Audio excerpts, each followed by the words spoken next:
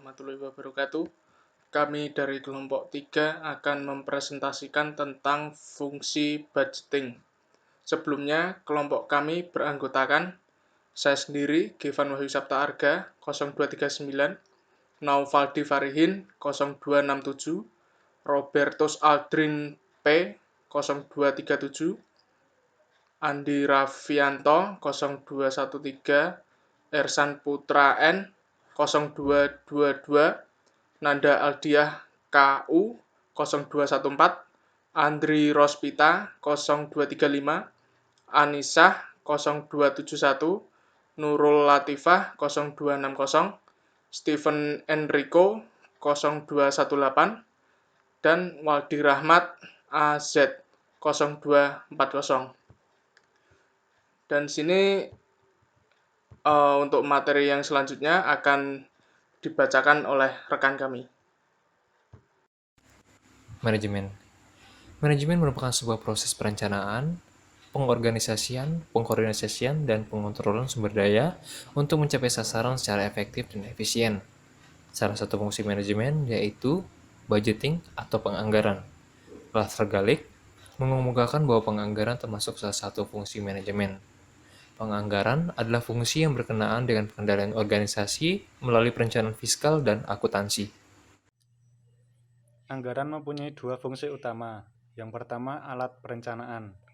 Dalam fungsi ini, anggaran memiliki beberapa manfaat, yaitu memberikan pendekatan yang terarah dan terintegrasi kepada seluruh anggota organisasi, lalu menciptakan suasana organisasi yang mengarah kepada tujuan umum, yaitu pencapaian laba usaha, lalu mendorong seluruh anggota organisasi untuk memiliki komitmen mencapai sasaran yang telah ditetapkan, lalu mengarahkan penggunaan seluruh sumber daya pada kegiatan yang paling menguntungkan. Yang terakhir, mendorong pencapaian standar prestasi yang tinggi bagi seluruh anggota organisasi. Anggaran mempunyai dua fungsi utama. 2. Alat pengendalian. Dalam fungsi ini, anggaran memiliki beberapa manfaat yaitu A. Berperan sebagai tolak ukur atau standar bagi kegiatan organisasi. B. Memberikan kesempatan untuk menilai dan mengevaluasi secara sistematis setiap aspek organisasi. C. Mendorong pihak manajemen secara dini mengadakan penelaahan terhadap masalah yang dihadapi. Dalam penyusunan budgeting dipertimbangkan faktor-faktor sebagai berikut, yaitu yang pertama, pengetahuan tentang tujuan dan kebijakan umum perusahaan. Yang kedua, data masa lalu.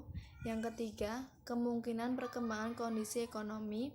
Yang keempat, pengetahuan tentang taktik, strategi pesaing, dan gerak-gerik pesaing. Yang kelima, kemungkinan adanya perubahan kebijakan pemerintah. Dan yang terakhir, penelitian untuk pengembangan perusahaan. Faktor yang mempengaruhi penyusunan budget dikelompokkan menjadi dua, yaitu yang pertama adalah faktor intern.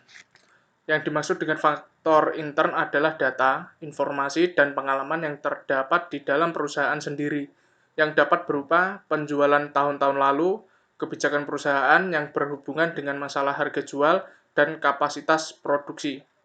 Kemudian yang kedua adalah faktor ekstern.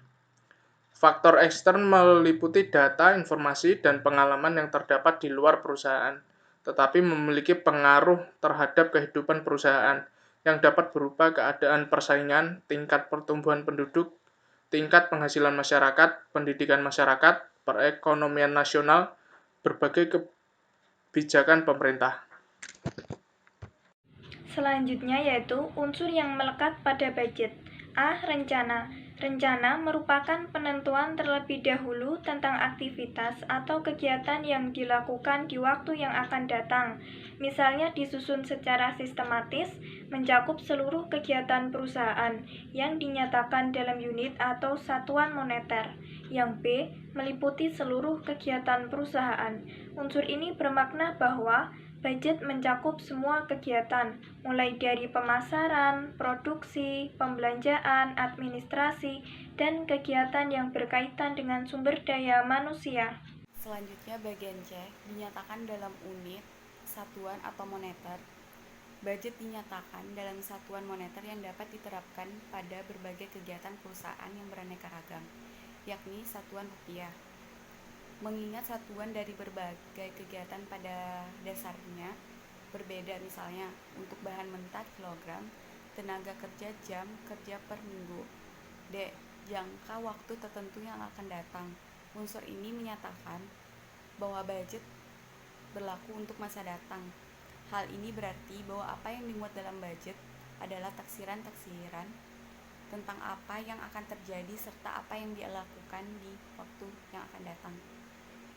Saya Nurul Latifah, NIM 17120260 akan menjelaskan tentang syarat penyusunan anggaran. Yang nomor 1, realistis. Artinya target penyusunan anggaran sangat mungkin untuk dicapai. Yang kedua, luwes, yaitu penyusunan tidak kaku, sehingga dimungkinkan untuk melakukan perubahan susunan terhadap situasi dan kondisi yang terjadi. Yang ketiga, kontinu, artinya memerlukan perhatian secara terus-menerus dan bukan merupakan suatu usaha yang bersifat insidental. Proses kegiatan yang tercakup dalam budgeting, yang pertama itu pengumpulan data dan informasi yang diperlukan untuk menyusun budget. Yang kedua, pengolahan dan penganalisaan data dan informasi tersebut untuk mengadakan taksiran-taksiran dalam rangka menyusun budget. Ya, yang terakhir, menyusun budget dan menyajikan secara teratur dan sistematis. Terima kasih. Proses kegiatan yang tercakup dalam budgeting. D. Pengkoordinasian pelaksanaan budget.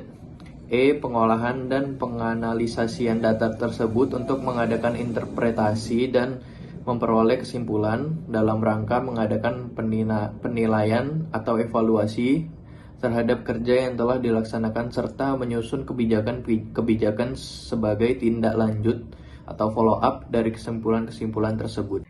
Assalamualaikum warahmatullahi wabarakatuh. Di sini saya akan memberi kesimpulan dari materi kelompok kami. Manajemen budgeting itu sangat penting bagi perusahaan atau organisasi. Salah satunya sebagai alat perencanaan dan pengendalian. Tapi peran utamanya adalah pemimpin. Pemimpin harus mengontrol dalam manajemen budgeting ini. Pemimpin juga harus ikut serta dalam menganalisis faktor-faktor yang mempengaruhi untuk penyusunan budgeting ini. Seperti faktor internal. Contohnya, sebuah perusahaan baru. Ibaratnya, sebuah perusahaan ini adalah tumbuhan cabai. Daun ini adalah anggaran atau budgeting perusahaan tersebut. Sedangkan akar ini adalah sistem atau struktur perusahaan tersebut. Jika pemimpin memfokuskan untuk mencari banyak dana, seperti mencari banyak investor, mencari pinjaman dana, memberi anggaran yang besar, tapi struktur dari perusahaan ini belum kokoh atau belum kuat, maka tidak menutup kemungkinan perusahaan tersebut akan tumbang. Jadi pemimpin harus mensinkronkan antara manajemen budgeting dengan faktor-faktor internal atau eksternal dari perusahaan tersebut. Pemimpin harus memberi keputusan yang tepat sesuai dengan tujuan perusahaan tersebut. Sekian dari kelompok kami. Wassalamualaikum warahmatullahi wabarakatuh.